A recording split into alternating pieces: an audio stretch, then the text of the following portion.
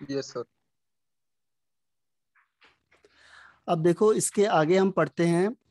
Next one is electronegativity. आज थोड़ा सा कम करेंगे हम लोग, लेकिन इसके बाद मैं आपको फॉर्मेट भी भेज दूंगा इसका, तो हम जल्दी से। और ये 15 को, इसकी प्रॉपर्टी को याद रखो, यही चीज 16 17 सब में यही आएगा। जैसे मैंने कहा इलेक्ट्रोनेगेटिविटी, तो इलेक्ट्रोनेगेटिविटी आपको पता है कि टॉप टू बॉटम क्या होती है। टॉप टू बॉटम इलेक्ट्रोनेगेटिविटी क्या होगी, इंक्रीज होगी या डिक्रीज होगी?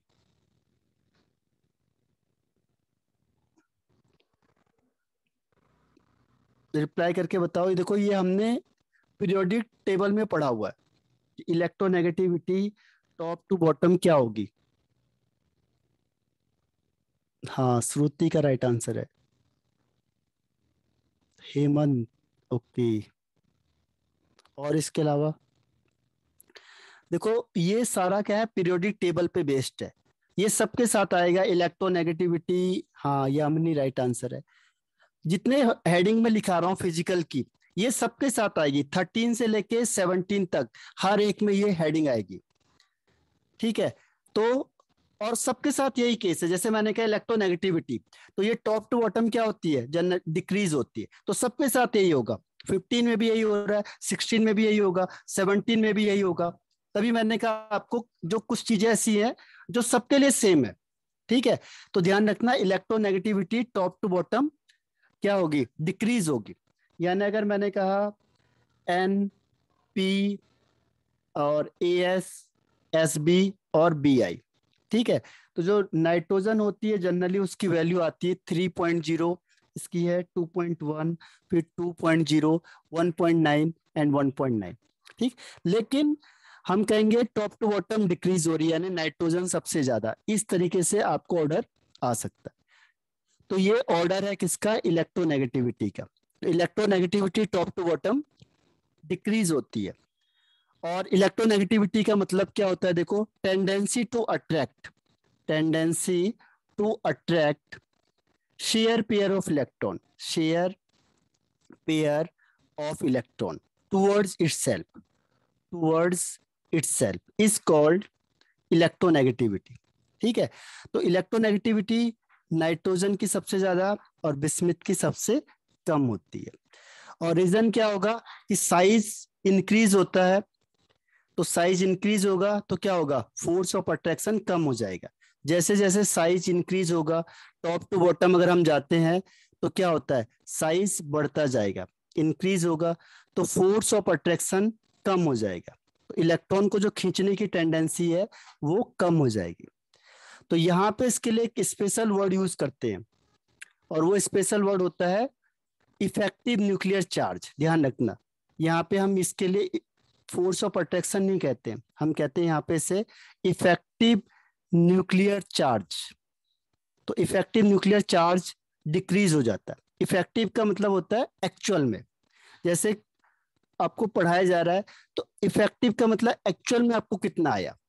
ठीक है, न्यूक्लियर चार्ज हो गया 100%, इफेक्टिव मतलब आपने गेन कितना किया, किसी ने 50%, 80%, 90%।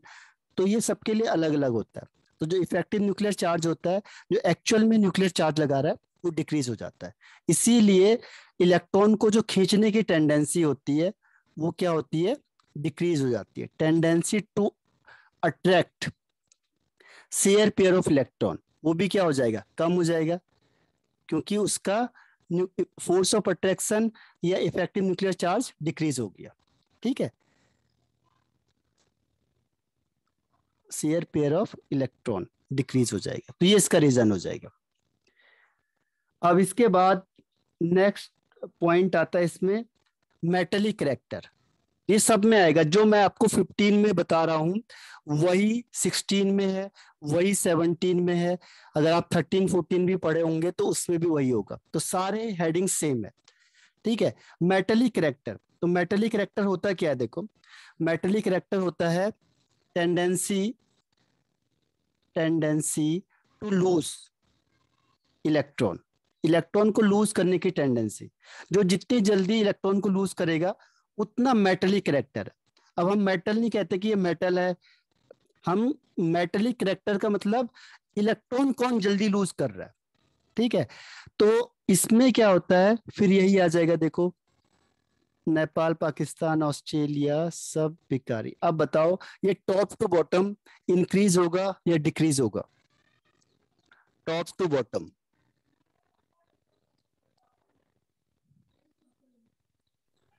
सर हाँ increase. Shruti Hemant right answer है। और सर सर इंक्रीज होगा। इंक्रीज होगा, ओके। तो increase is the right answer, ठीक है। तो metallic character top to bottom क्या होता है, इंक्रीज होता है। इसमें होता क्या है, देखो कि जो ये है नाइट्रोजन और फास्फोरस, ये होते हैं नॉन मेटल, फिजिकल स्टेट में ये नॉन मेटल होते हैं। आर्सेनिक और एंटीमनी होते हैं मेटल वाइट, ये बीच वाले हो गए, और ये हो गया मेटल। तो मेटलिक करेक्टर बढ़ता जाएगा, पहले नॉन मेटल था, फिर मेटल वाइड हुआ जिसकी करेक्टरिस्टिक्स मेटल और नॉन मेटल के बीच की होती है, और फिर मेटल। तो मेटलिक करेक्टर इंक्रीज होता चला जाएगा, क्योंकि साइज बड़ा होगा तो इलेक्ट्रॉन आसानी से क्या होंगे, रिलीज हो जाएंगे, ठीक है। तो इसीलिए ऐसा होगा। आगे बढ़ जाऊं अब। Yes sir. यस अब सर। इसके बाद है नेक्स्ट वन इज, इसे याद कर लेना क्योंकि इसमें ऐसे ही क्वेश्चन आते हैं। अब है इसमें बॉइलिंग पॉइंट, बॉइलिंग पॉइंट। तो बॉइलिंग पॉइंट में जैसे मैंने फिर कहा आपको N, P, A S, S B, B I, तो ये टॉप टू बॉटम इंक्रीज होगा या डिक्रीज होगा? सर इंक्रीज होगा। इंक्रीज होगा। और कोई आंसर?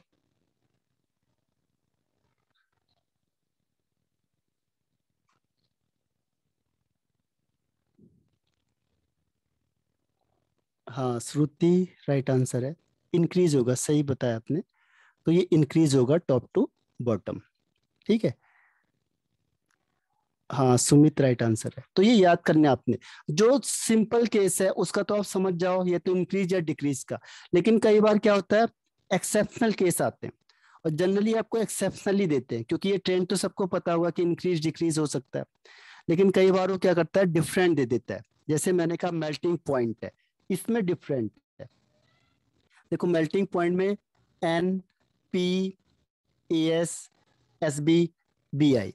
जो एन का मेल्टिंग पॉइंट होता है ये होता है 63, और फॉस्फोरस का होता है 317.1, और आर्सेनिक का होता है 1089, और बिस्मिथ का होता है 904, और सॉरी एंटीमनी का और बिस्मिथ का होता है 544। तो अब देखो किसका मेल्टिंग पॉइंट सबसे ज्यादा है। अब यहाँ पे क्या हो गया, एक्सेप्शनल केस आ गए, डिफरेंट हो गए, ठीक है। और यही क्वेश्चन दे देगा, तो हर एक या तो क्या करेगा, या तो दो ही ऑप्शन कर सकता है वो, या तो ये करेगा कि टॉप टू बॉटम इंक्रीज हो रहा है, या फिर ये करेगा डिक्रीज हो रहा है, ठीक है। और ये दोनों आंसर क्या होंगे, गलत हो जाएंगे, ठीक। तो इसमें मेल्टिंग पॉइंट में सबसे ज्यादा मेल्टिंग पॉइंट किसका होगा? Sir arsenic. आर्सेनिक का। तो सबसे पहले आर्सेनिक पहुंच गया, फिर उसके बाद एंटीमनी। एंटीमनी का हो गया, फिर इसके बाद बिस्मथ। बिस्मिथ आ गया, फिर फॉस्फोरस और नाइट्रोजन। फॉस्फोरस का, और सबसे कम है नाइट्रोजन का। तो ये बिल्कुल अलग हो गया सीक्वेंस, देखो। तो ऐसे सीक्वेंस में कंफ्यूज करता है वो आपको, ठीक है। और अभी आप कॉम्पिटिटिव में मैं आपको पेपर दूंगा, तो ये क्वेश्चन ही पूछे होंगे उसने, कि आपको दे देंगे कि किसका मेल्टिंग पॉइंट है, किसका बॉइलिंग पॉइंट है, उसका अरेंज करो आप। तो उसमें अ, थोड़ा सा क्या है, ये आपको याद करना पड़ेगा ये। हालांकि ये क्वेश्चन नहीं आया शायद मेल्टिंग बॉइलिंग पॉइंट, इसके आगे अभी मैं हाइड्राइड का बताऊंगा आपको, वो क्वेश्चन बहुत बार पूछे हुए हैं, ठीक है।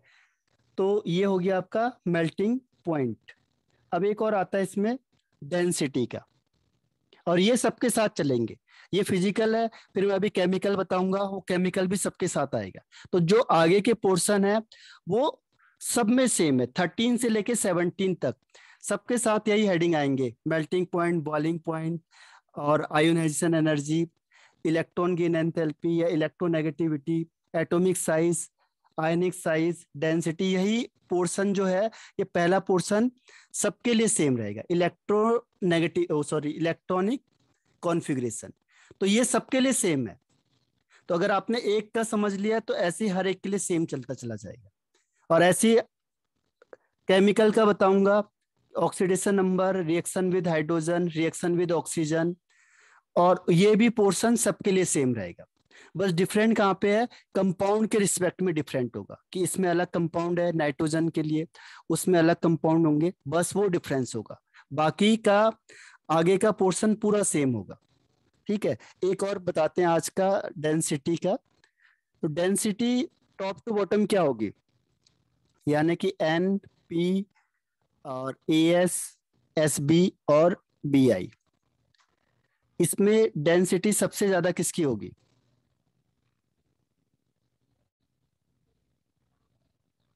इसमें कोई एक्सेप्शनल केस नहीं है, ध्यान रखना, इसमें कुछ एक्सेप्शनल नहीं है, सिंपल है ये। हाँ बिस्मिथ। श्रुति, हाँ सुमित, क्या बोला आपने? बिस्मिथ। बिस्मित, हाँ तो बिस्मित इज द राइट आंसर।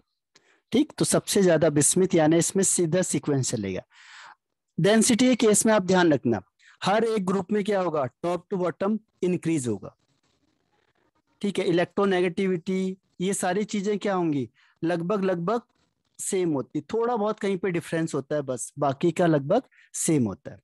ठीक है, तो आज इतना तक ही करते हैं हम लोग, और कल से इसको रफ्तार पकड़ेंगे। एक बार आप देख लेना, क्योंकि आपने पहले भी चीजें पढ़ी हुई है, melting point, boiling point, electronegativity, atomic size, ionic size, ये पहला पोर्शन है हमारा फिजिकल का। सेकंड में हम क्या करेंगे, केमिकल रिएक्शन में, reaction with oxygen, reaction with hydrogen, reaction with nitrogen और ऑक्सीडेशन स्टेट, ये 4-5 हेडिंग हम केमिकल में पढ़ते हैं। बस उसके बाद हम कंपाउंड की स्टडी करेंगे। ठीक है, तो आज मैं यहीं पे ऑफ कर देता हूँ, क्योंकि आज कुछ है, काम है इसलिए। ठीक है, आज कल से इसको स्टार्ट करते हैं पूरा। Thank you sir. ठीक है, ओके।